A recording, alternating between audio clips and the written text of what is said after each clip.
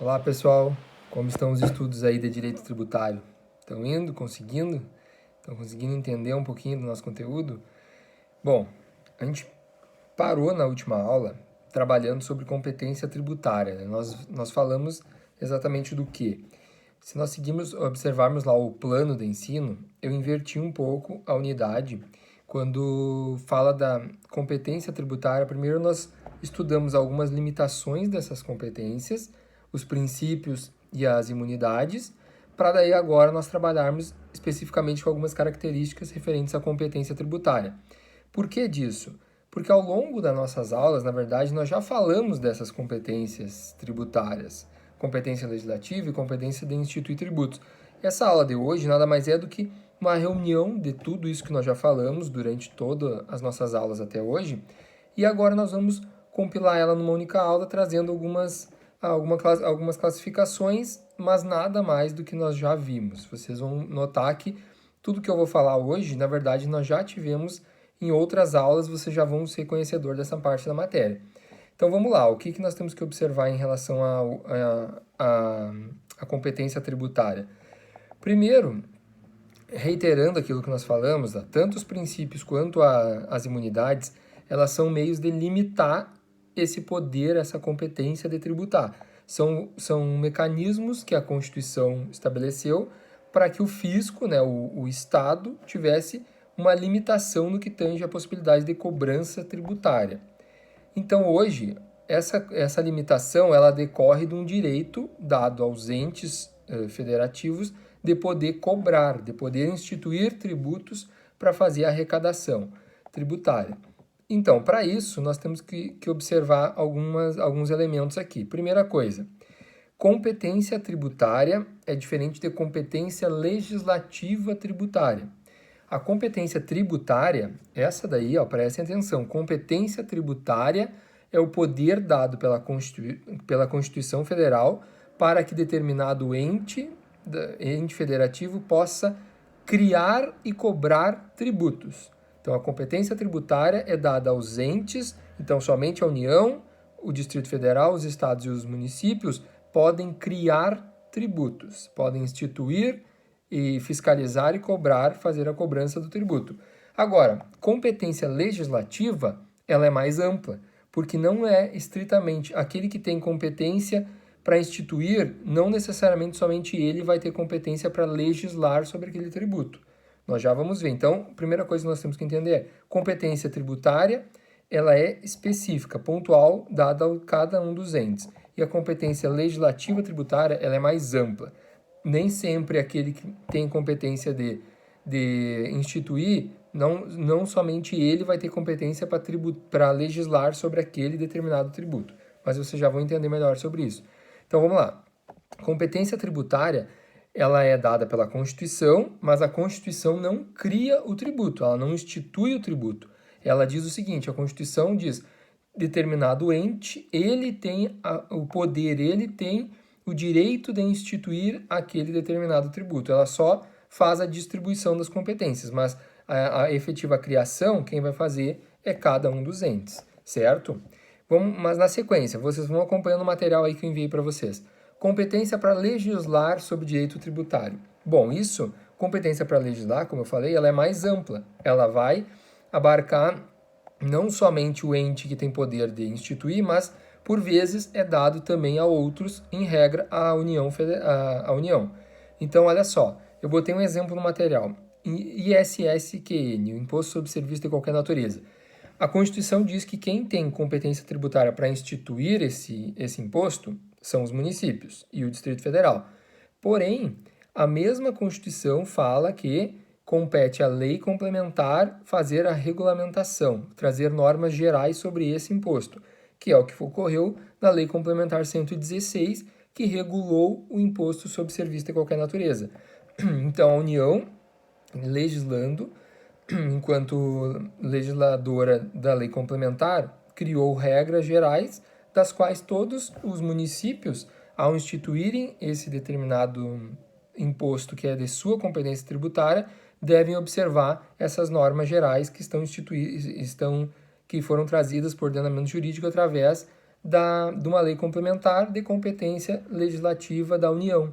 Entenderam?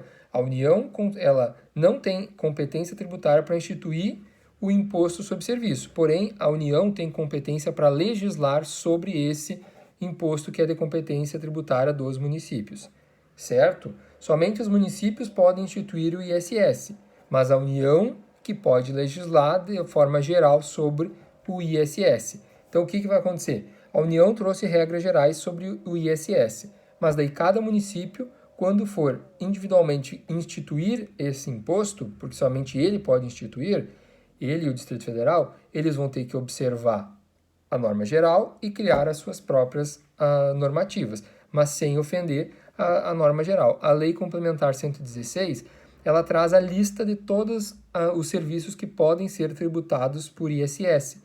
Então, os municípios, eles podem fazer o quê? Eles podem reproduzir toda a lista, cobrar ISS de todos aqueles serviços ou de parte deles. O que eles nunca podem fazer é cobrar ISS além da lista. Então, o que não tiver na lei complementar, na lista da lei complementar, eles não podem instituir tributos cobrando além daquela regra geral, certo? Então, competência para legislar, ela é mais ampla, como eu falei, e ela pode ser, então, concorrente quando é dado à União, Estados, Distrito Federal e municípios legislarem sobre determinados tributos. Ela é concorrente porque, de certa forma, todos esses entes têm capacidade para legislar. Agora, vai ser estabelecido que normas gerais vão ficar a critério da União fazer essa regulamentação. Então, devendo os entes, os estados e os municípios observarem as normas gerais. O próprio Código Tributário Nacional é uma norma, ele traz a regulamentação de normas gerais, das quais os entes, ao instituírem os seus determinados tributos, devem sempre observar essas normas gerais, certo? O que mais nós temos que observar aqui? Ah, sim, uma observação, ó. O artigo 24, parágrafo 3º da Constituição fala o seguinte, ó, que quando não houver lei federal regulando sobre normas gerais, os entes, então os estados, municípios, terão competência legislativa plena sobre aquela matéria. Então, quando não existir uma lei federal regulando, cabe aí plenamente aos entes, os estados, municípios, fazerem a regulamentação de determinado tributo. Se não houver lei geral, aí eles têm a competência dentro da sua abrangência territorial, obviamente, né? Entenderam? Então, ali no quadrinho, para vocês não esquecerem, para a prova da ordem em concurso público, a Constituição Federal não cria tributos, ela apenas outorga a competência tributária para que cada ente vá criar o seu determinado tributo, e a competência para legislar sobre direito tributário não se confunde com competência tributária. Competência para legislar é uma coisa e competência tributária é outra, certo? Na sequência ali vocês vão acompanhando o material, tem um quadrinho ali no qual estabelece bem a distinção entre cada uma dessas. E agora, na sequência, vamos falar um pouquinho sobre competência tributária. Quais são as características? Primeira coisa, nós já sabemos. A competência tributária ela é dada pela Constituição Federal aos entes federativos. Então, eles que podem criar, podem instituir tributos. Competência tributária é o poder dado pela Constituição para que cada ente possa criar seus respectivos tributos, certo? Mas ela tem algumas características. Quais são elas? Ó? Primeira, ela é indelegável, ou seja, a Constituição Federal deu a cada um dos entes determinadas competências. Vamos dar um exemplo aqui. A União estabeleceu que a competência tributária para instituir o IPVA, Imposto sobre Propriedade de Veículos Automotores, é dos estados e do Distrito Federal, certo? Ele não pode, o estado não pode delegar para um município instituir o IPVA dentro do seu território de abrangência, não pode. Somente os estados podem instituir esse tributo. Nem tampouco ele pode delegar para o município e nem tampouco delegar para a União fazer essa criação, essa instituição desse tributo, certo? Então ele é indelegável porque a competência tributária dada pela Constituição é específica e exclusivamente para aquele indivíduo. Ele não pode delegar para uma outra pessoa fazer isso. Isso é a criação, mas ele pode delegar a cobrança e fiscalização? Pode, aí sim, porque daí nós estamos falando da função arrecadatória e de fiscalização, que isso aí o artigo 7º lá do CTN já permite no seu texto que estritamente a possibilidade de fiscalização e arrecadação podem ser outorgados sem problema algum. O nome disso a gente já viu, é para a fiscalidade. Então, pode, por exemplo, a União outorgar para... Eu botei até no material de vocês. A União outorga os poderes de fiscalização e arrecadação para os municípios, mas a instituição do tributo, do ITR, é da União. A União, então, outorga poderes para o município, delega, melhor dizendo, para que o município fiscalize e cobre o imposto territorial rural. Porém, a instituição efetiva do tributo, quando quem criou, foi a União, certo? Então, isso não pode ser delegado em hipótese alguma. Mas agora, a capacidade tributária ativa, que é a denominação adequada para arrecadar e fiscalizar, essa pode ser delegada sem problema algum. Isso aí nós já falamos, pode ser delegada para outra pessoa jurídica de direito público. A União pode delegar tanto para um ente, para um município ou para uma própria autarquia mesmo, né? As contribuições de interesse das categorias profissionais podem ser delegadas para a própria entidade da classe fazer a cobrança e fiscalização desse tributo, dessa contribuição especial, certo? E eu botei ali no material para vocês observarem o seguinte, a delegação da capacidade tributária ativa, que é a possibilidade de cobrar e arrecadar, ela pode ser delegada e pode ser revogada. Então, aquele que tem poder de delegar pode, quando não for mais conveniente, simplesmente revogar, sem problema algum. Agora, eu não posso revogar a competência tributária, porque essa somente com uma reforma constitucional para ter, de fato, a revogação desses poderes que foram dados para os entes para cobrar os tributos. Mas agora, observe o seguinte, capacidade tributária ativa não tem nada a ver com a possibilidade de um determinado ente que tem a competência tributária celebrar acordos, contratos com pessoas jurídicas de direito privado para meramente fazer a arrecadação. O que isso ocorre? Quando ocorre isso, por exemplo? Eu até botei no material que é uma situação bem comum, todos os estados fazem, que são acordos, então contratos celebrados entre os estados e as agências bancárias e lotéricas para fazer a arrecadação de tributos. Por exemplo, quando nós vamos pagar o IPVA, vários bancos têm convênio, vai lá no próprio caixa eletrônico do banco e tu consegue pagar o IPVA facilmente. O que acontece? O banco apenas arrecada e repassa esse dinheiro para o Estado. Então, esse tipo de acordo não tem nada a ver com a capacidade ativa tributária. Capacidade tributária ativa, que aí é uma incumbência maior, porque quando eu delego a capacidade tributária ativa, eu estou delegando o poder de cobrança, fiscalização, e o dinheiro arrecadado vai ficar com aquela pessoa que recebeu a delegação.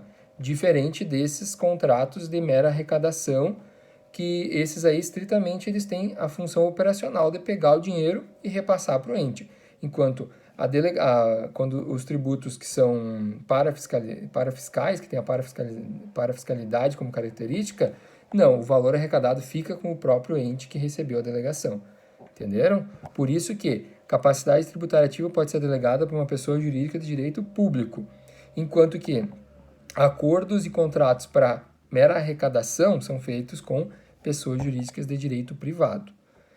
Certo? Na sequência ali no material tem um quadrinho ali estabelecendo que instituir tributo é indelegável, porém a capacidade tributária ativa, que é arrecadar, fiscalizar, esse pode ser delegado para pessoas jurídicas de direito público.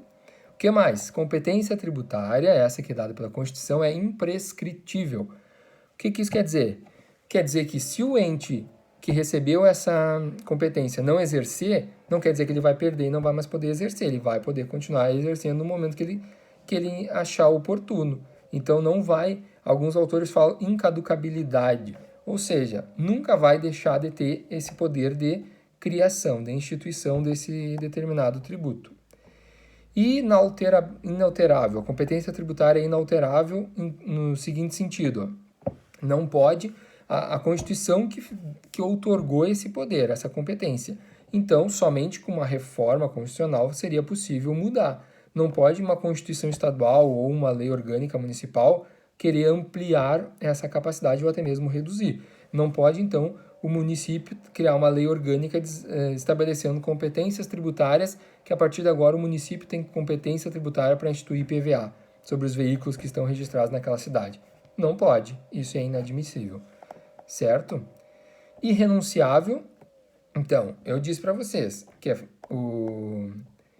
é imprescritível porque o ente pode não ter instituído o tributo e não vai perder esse direito, e da mesma forma ele é irrenunciável, porque o ente não pode renunciar o direito de fazer a instituição desse determinado tributo. Ele pode simplesmente não instituí-lo, mas ele não pode renunciar a esse direito que é dado pela Constituição Federal. E ao mesmo, diretamente ligado a isso, está a característica de ser facultativo. Por quê? A Constituição diz: compete à União instituir diversos tributos, mas se a União não quer instituir, é uma faculdade dela em não instituir. Exemplo disso, eu até botei no material, o imposto sobre grandes fortunas está lá no 153 da Constituição Federal, dizendo que a competência tributária é da União, mas a União até hoje nunca o instituiu. Então, é uma faculdade dela em querer ou não instituir. Ainda, eu botei ali no material de vocês também, para vocês não esquecerem que existe o artigo 11 da Lei de Responsabilidade Fiscal. A gente parte lá para um direito administrativo que diz o seguinte, que o ente que não instituir todos os impostos previstos na Constituição, ele pode estar ofendendo a responsabilidade da gestão fiscal. Então, aqui, é uma questão administrativa de que, se a Constituição estabelece e é dada essa competência e ele não cumpre, ele não institui, segundo a Lei de Responsabilidade Fiscal, poderia se incorrer, então, numa ofensa a essa responsabilidade da gestão fiscal. É uma observação que eu trago para vocês. Aqui no direito tributário, não tem problema algum, mas quando o estudo parte para uma área mais administrativa, há essa ressalva aí, então, lá na Lei Complementar 101 de 99. Certo? Bom, essas são as características da competência tributária. Mas, além disso, nós temos uma classificação da competência tributária. Essa classificação, vocês vão ver que a gente já falou sobre ela. Durante as nossas aulas, nós já falamos tudo sobre ela. Porém, agora a gente só vai organizar melhor. Competência privativa. A competência privativa é aquela em que incumbe àquele ente instituir. Isso é característica típica dos impostos. Os impostos, eles foram estabelecidos na Constituição, a competência dos impostos federais, estaduais, distritais e municipais. Então, aqui, é aquela competência que é exclusiva para determinados entes. Os impostos é o típico exemplo disso. Então, nós falamos da União, os impostos, lá no 153, tem a listagem de todos, nós já falamos disso também em aula, todos os impostos que são competência privativa da União. Importação, exportação, imposto de renda, IPI, o IOF, o ITR e o imposto sobre grandes fortunas que eles ainda não instituíram. O artigo 155 da Constituição, imposto de competência estadual e do Distrito Federal. O ITCD, transmissão, causa, morte e doação. O ICMS, circulação de mercadorias, serviços de transporte e comunicação. E o IPVA, propriedade de veículos automotores. E no 156 da Constituição nós vamos ter aqueles de competência privativa do município e dos municípios e do Distrito Federal. O IPTU, propriedade territorial urbano, ITBI, transmissão de bens imóveis e o ISS, ou ISSQN, imposto sobre serviços de qualquer natureza. Certo? Isso em relação aos impostos. Ainda a União vai ter competência privativa, somente ela pode instituir empréstimo compulsório e a grande maioria das contribuições especiais, com exceção daquelas duas situações que nós já vimos também. Quando que vai ser exceção à regra da União instituir as contribuições especiais? Quando nós estivermos falando de o custeio do regime previdenciário dos seus servidores em relação aos estados, municípios e Distrito Federal. Então, o Distrito Federal, os estados e o município podem cobrar contribuição especial referente o custeio das suas próprias previdências dos seus servidores. Então, aqui no Rio Grande do Sul, nós vamos ter o exemplo. Os servidores do estado do Rio Grande do Sul contribuem para o IP. Dos municípios vai ter o Instituto Previdenciário Municipal. Então, isso é possível. Então, aqui é uma exceção à competência privativa da União para contribuições especiais. E qual a outra? Custeio do serviço de iluminação pública, que é privativo dos municípios e do Distrito Federal apenas fazer a cobrança dessa contribuição, certo? O resto, então, das contribuições especiais são todos de competência da União. Competência comum. Competência tributária comum é aquela que é dada a todos os entes. Todos eles podem cobrar aqueles tributos. Quais são eles? Normalmente, então, são tributos vinculados, ou seja, é aqueles em que o fato gerador está diretamente ligado a uma atividade estatal para o próprio contribuinte. Quais que são eles? Taxas e contribuições de melhoria. Taxas e contribuições de melhoria, então, eu vou estar custeando o serviço prestado por aquele próprio ente. Então, esses são comuns. A União, Estados, Distrito Federal e municípios podem cobrar. Lembrando que, obviamente, dentro da sua competência, da sua respectiva competência. O município pode cobrar uma taxa referente a um serviço prestado pelo próprio município. Não pode o município cobrar uma taxa por um serviço prestado pelo Estado ou pela União. Isso, obviamente, que não, né? E competência cumulativa. Quando que vai haver a possibilidade de competência cumulativa? Nos territórios federais e no Distrito Federal. Território federal, ainda existe algum no Brasil? Não. Então, desde a Constituição de 88 não existem mais. Mas ainda tem a previsão, né? Porque, como a gente sabe, pode haver, se por acaso venha a existir novamente, então é possível ainda a cobrança sobre territórios federais. Que nós tínhamos, por exemplo, ali o Fernando de Noronha, que passou a pertencer ao Estado do Distrito Federal e antes era um território da União. Então, enquanto território da União, a competência era estritamente da União fazer essa cobrança. E distritos federais. O Distrito Federal tem competência cumulativa, por quê? Porque o Distrito Federal é cumulativo tanto a competência dos tributos de ordem estadual e municipal. Ele é cumulativo porque o Distrito Federal, como ele é uma verdadeira cidade-estado, porque ele não é dividido em cidades, e sim em regiões administrativas. Então, nas eleições, é eleito um governador do Distrito Federal. E esse governador, ele vai nomear os administradores regionais dessas regiões administrativas. Então, dentro do Distrito Federal é dividido por regiões administrativas que se assemelham a cidades. Porém, não há eleições diretas para prefeitos, e sim os eleitores eles elegem um governador e que ele vai nomear esses administradores regionais.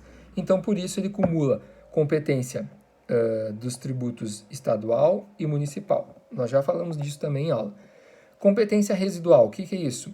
Como o próprio nome diz, é aqueles que não estão necessariamente previstos, eles não estão lá taxativamente previstos, mas é dado exclusivamente à União.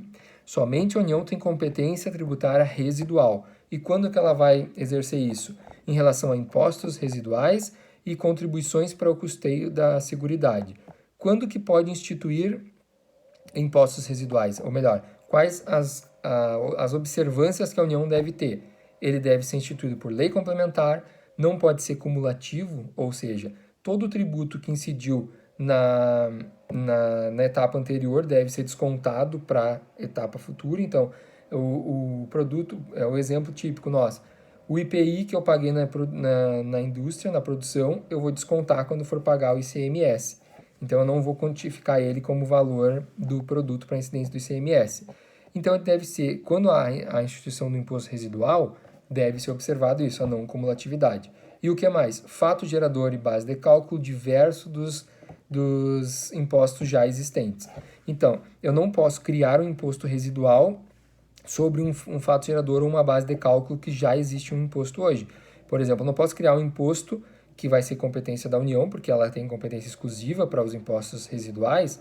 Eu não posso, então, criar um novo imposto sobre propriedade de veículos automotores, porque eu já sei que isso é competência dos estados instituir o IPVA, um imposto que já existe, então, certo?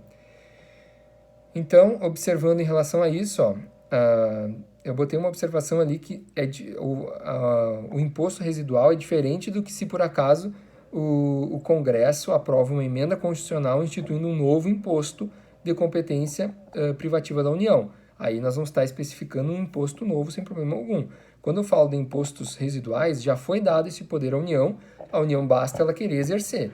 Então já foi dada essa carta branca para a União instituir o imposto que ela bem entender. Porém, quando ela for instituir, ela tem que respeitar aquelas características, lei complementar, não cumulativo e fato gerador e base de cálculo diverso dos impostos que já existem hoje. Correto?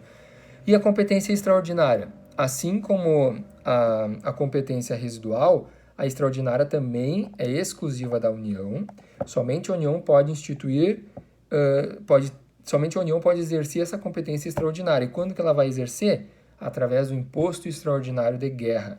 Quando então houver a iminência ou a guerra externa declarada, não pode por a guerra interna, né? Nós já falamos também sobre isso. E aqui tem uma peculiaridade. Enquanto que lá nos impostos residuais deve ser por lei complementar, aqui no imposto extraordinário de guerra não tem essa exigência. Aqui pode ser por lei ordinária ou até mesmo uma medida provisória, pode se instituir. E outra característica também, ele pode, o imposto extraordinário de guerra pode ser instituído sobre fato gerador que já exista. Ou seja, ele pode instituir um imposto extraordinário de guerra sobre propriedade de veículos automotores, sobre renda, por exemplo, aqui o IPVA e o imposto de renda. Nós já sabemos que existem, então, impostos sobre a propriedade de veículos automotores e sobre a renda. Mas pode, então, o legislador criar, a União, no âmbito legislativo da União Federal, criar um imposto extraordinário de guerra sobre a propriedade de veículos automotores?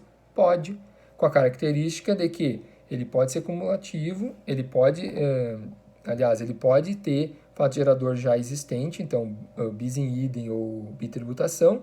No entanto, ele é temporário. Nós sabemos que até 5 anos após a decretação, a celebração da paz, ele deve ser extinto. Ele é temporário. Então, eu falei de bis in idem e bitributação. Nós não podemos deixar de destacar aqui também essa distinção. Ao longo das aulas a gente já chegou a falar sobre isso um pouquinho, mas é bom relembrar. Bis in idem é quando é o mesmo ente fiscal que está cobrando dois tributos sobre o mesmo fato gerador. Então, bis in idem é o mesmo ente. A União, por exemplo, a União cobraria um imposto extraordinário de guerra sobre renda, tendo fato gerador sobre a renda, e já cobra o imposto de renda, ambos sobre o mesmo fato gerador.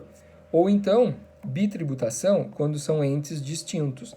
A União institui o imposto extraordinário de guerra sobre propriedade de veículos automotores e os estados já cobram o IPVA, o imposto sobre propriedade de veículos automotores. O mesmo fato gerador é bitributação quando for dois entes diferentes. For o mesmo ente cobrando sobre o mesmo fato gerador, é bis in idem, certo? Eu botei um quadrinho ali explicando para vocês, para que na sequência vocês tenham essa facilitação aqui na hora do estudo. Então, bis in idem, o mesmo ente. Bitributação, dois entes. É bitributação, então pensem dessa forma, certo? E na sequência, vocês acompanharam no material, tem uns quadrinhos ali que descrevem exatamente essa classificação. Privativo, os tributos e qual ente.